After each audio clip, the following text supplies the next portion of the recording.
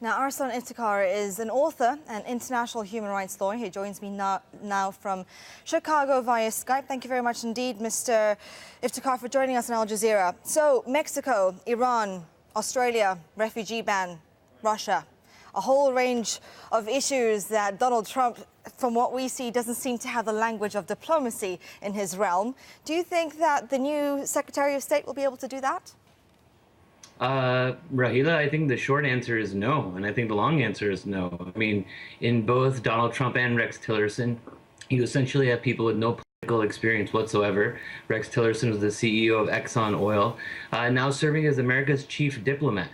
Obviously, with the row, with the Australian phone call, with his close business ties to Russia, which will probably lead to warmer relationships with Vladimir Putin and other strongmen like Abdel Fattah al-Sisi in Egypt. I'm not very hopeful that a Rex Tillerson Secretary of State will help to mend relations with other countries, with the United States.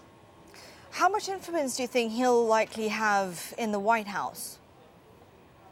I think he'll have very little influence. I think it's become quite clear in the first couple of weeks of Donald Trump's administration that the main person who's going to have a say in all aspects, both domestic and foreign policy, is Steve Bannon.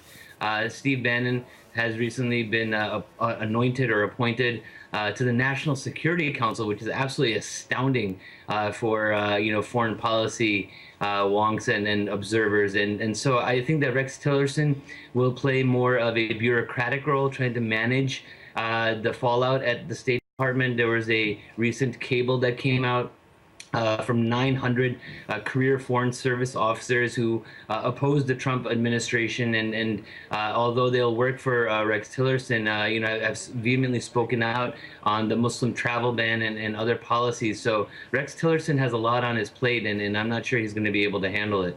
Yeah, on that topic, as you mentioned, there has been a revolt of over 900 staffers at the State Department. What can he currently do to sort of win over some of these career diplomats? I think the first thing he has to do, Rahila, is really surround himself with career diplomats at the highest levels and echelons of the State Department.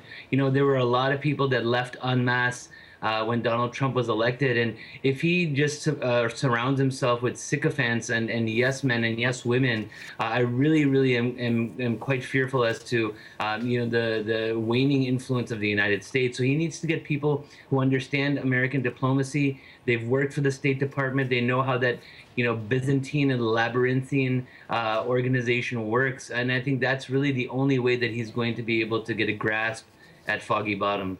All right, Arsalan Iftikhar, thank you very much indeed for taking the time to speak to us. We appreciate it. Thank you. My pleasure, Rahila. Thank you. Now, Romania